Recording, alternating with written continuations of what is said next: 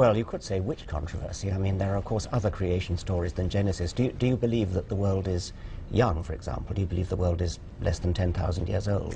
Well, I believe that God created the world, and the time frame, it can be unknown. As we look in the Bible, it's hard to know what a day, the length of time that might mean in that context. Does anyone else find it amusing that the Bible can't even justify how long a day is, whereas science knows exactly how long a day is? It's 24 motherfucking hours. There's no misreading it. It's exactly how long it is. There's no, oh, it took this many years. Oh, but we don't know how long a year is in that context. No, we know exactly how long a year is, you dumb bitch. So what I go back to, though, is the human being, because that's like what I think we really care about, are human beings. Yeah, we care about humans and how we got here, which you are doing a very, very poor job of explaining. And are human beings created through the loving touch of a creator, or just came out of slime? Well, if you were to talk to a bishop, the bishop would probably say, yes, human beings were created by a loving creator, but he used evolution in order to do it. I mean, that would be the position of the Archbishop of Canterbury. And that does show that there's a variety of opinions across the board among those who may not buy completely into the hardcore ideas of evolution. Please do us all a huge favor and explain what these hardcore beliefs of evolution are that people are not ready to buy into if they accept evolution and just say it was a God who started the process in the first place. They are not denying evolution at all. Evolution is the process by which life evolves. It is not about Genesis, where we're talking about how life began. There's two very separate things. You are denying evolution, or at least macroevolution, because you've already admitted to microevolution, because it fucks with your belief system. And it's as simple as that. And you know it. And you're being disingenuous, dishonest. You are lying. You ever told a lie? Well, you already think you're a dirty sinner. I don't have to convince you, you fucking idiot. There are those who believe in different levels of evolution within creation, and that really shows kind of a creative independence. No, what it shows is a struggle for people to try and base their beliefs in reality with scientific evidence and fact. You see, what they're trying to do is make it so that they can still believe their bullshit even though they know that evolution is a fact. You do that with microevolution. You're like, well, obviously chihuahuas were not made by God. But that's microevolution. They're not changing species, because you're so stupid that you think that if you take little steps, one after another, that after a year, you're not going to have moved anywhere. Within our movement, that seems to be a bit lacking among those who believe in evolution and only evolution. But as I've just told you, there are bishops who believe in evolution. Indeed, just about all bishops believe in evolution. And they would say you would have to clarify what denomination of bishops, okay, to say well, a broad let's say, term like that. But the ones I'm familiar with are Anglican there you go. and Catholic. But that's okay. I mean, there are certainly lots of very, very senior church people who do believe in evolution, and so there is a broad, I mean, there are those, and there are others who are not bishops, but who are scientists or also Christian, or also Jews, and who believe in evolution, but who think that the idea of God kind of intervening in this sort of conjuring trick way is rather blasphemous. I mean, I know evolutionist colleagues who are also devout Christians who think that it's to the greater glory of God to study the way science actually is, rather than to try to bring God in as a kind of magician who kind of, you know, waves a wand and things happen. Yeah, and I think, and that is a misinterpretation, misframing of what we believe. How is that a misframing of what you believe? God is your ultimate magician. He spaketh, and it was so. That's all he had to do. He created the heavens and the earth before he created light. That's some fucking hell of a magic trick right there. That's one hell of a magician. How is that misframing your shit? He created man out of dirt. He created Eve out of one of man's ribs. How is that, to you, not magician type shit? I'm just curious here. How did he misframe any of that? Or is that just something that you say is a defense mechanism? We believe that God can and does intervene throughout history and in life. And we see that as like a loving father that's involved in his family and his children. It's not that the father is dictating everything to his children, what they can and cannot do. So your God didn't give Moses the 10 Commandments? No? Am I missing something here? Your God didn't make up all the rules? The Bible isn't full of all kinds of crazy rules about how you can and cannot live your life, right?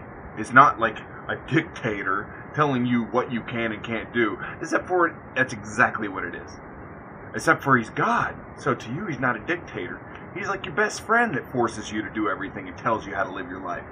As a Christian, I believe in free will, that God created us with the ability to make our own decisions. Some of those decisions are bad decisions, some are good. And so to say that God intervenes in our lives, even in the creation, well, perhaps even especially in the creation of our life, is reflecting a belief in a very loving God. You conveniently left out all the parts about burning in hell if you do choose to use your free will and not believe. He gave you the free will to get an education and learn about science and not be dumb enough to listen to people like Wendy fucking Wright and think that there is a God like him. But if there is, he's going to punish you for all of eternity because he loves you so fucking much.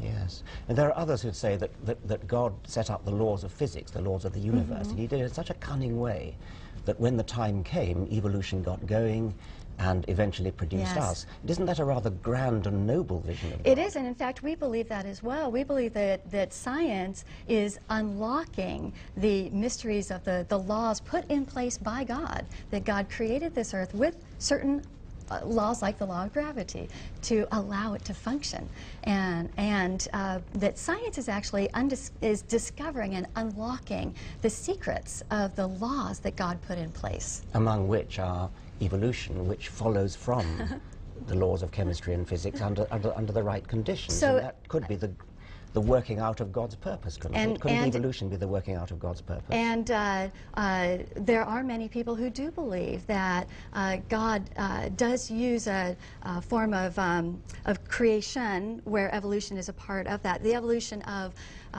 back up on that. Okay. The evolution of back up on that.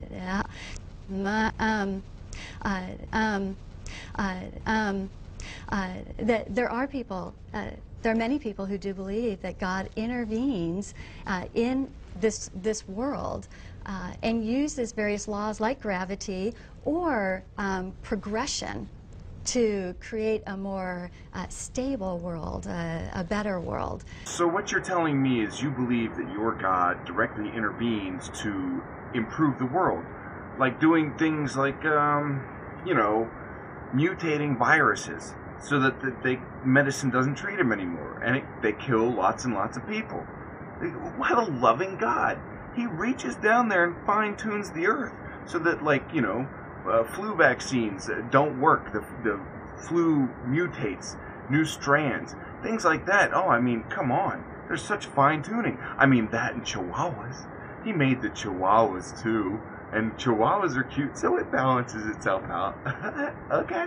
So, I don't think that there is much, I don't think there should be as much dissension between our camps, that we can come to respect one another. In fact, we do. We respect evolutionists for their beliefs. What we would hope is that there would be as much respect on the evolutionist part toward us so that we could have a dialogue without being reduced to ad hominem attacks and accusing others of having hidden, secret, hostile agendas.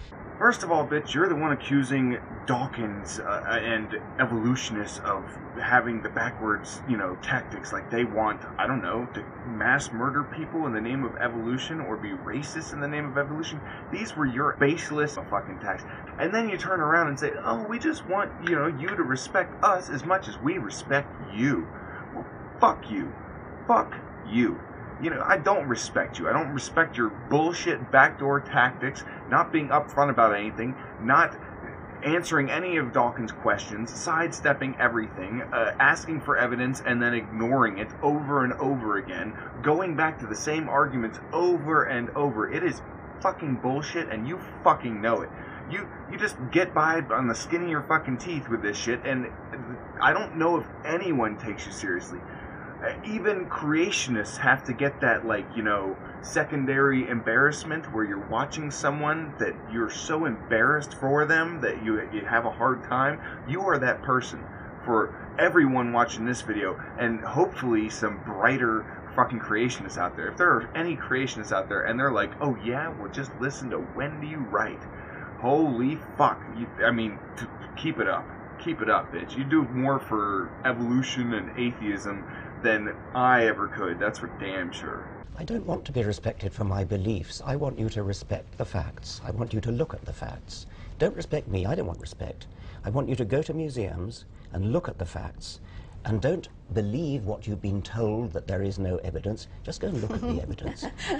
Yes, and it's what not I would funny. say... I mean, really, go and... I've told you about hominid fossils. You can go and look at the evolution of the horse. You can go and look at the evolution of the early mammals.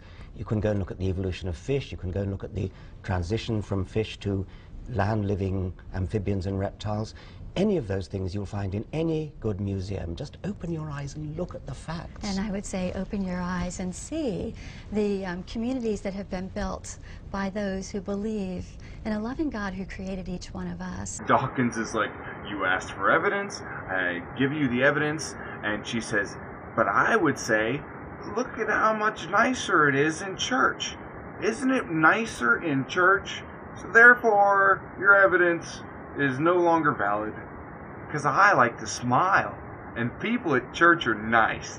Therefore, the Bible's real. Fucking airhead. She's so stupid. She cannot fucking even form an argument that is even close to it. She can sit there and dispute the age of the evidence, or just say that they were, retards, birth defects. Say something that at least addresses what he's talking about. It's just like right over your head. You just don't get it. Oh, God damn, bitch, you are killing me. And what I find is that is the kind of world that most of us would want to live in. This is the closest you're going to get to the truth from her. Her argument is that a world created by a loving God is the world that people would like to live in. Therefore, it must be true. Little kids would like to believe in Santa Claus, so he's real. I'd like to live in a world where superheroes are real. Not only that, but I'd like to have superpowers. That would be the kind of world I'd like to live in. In fact, I wish I could fly. So I'm going to go stand on top of my fucking roof and throw myself off. You dumb fucking cunt. One in which there is a deep respect for other human beings because they are created by a loving God. However that creation came about, you could have your beliefs, we can have our beliefs, and both can be based on on evidence, even the same evidence. No, I'm not going to let you fucking steal scientific evidence. I know that you guys love to do that. You look, like she said, at the same evidence that a scientist presents you, and you take that as evidence for God. The Earth has an elliptical orbit. Well, God did it that way. It's obvious that God made the Earth an elliptical orbit. But I'm not going to let you hijack scientific evidence from a bitch who won't accept any fucking evidence for evolution at all. I'm not going to let you hijack and try and say, oh, but the evidence proves creation. Fuck you. Anka, you can be a shitty scientist on your own fucking time. I ain't going to let you fucking fuck with the evidence here. You want to believe you're a retarded chick, go for it. But you want to sit there and say, oh, well, the evidence can prove both are true. Using the same evidence, we can prove creationism from the evidence that you provided me for evolution. No. Bullshit. And you just denied all of that fucking evidence, so don't try and now turn around and say, oh, well, yeah, even if it is there, then it's from God, so there. Fuck you. You're off in La La Land. You fucking eyes all close together and your big ass nose and your fucking fake ass smile, but in here, nothing's fucking going on. Lights are on, no one's home. Stay tuned for part 5. Coctopus out.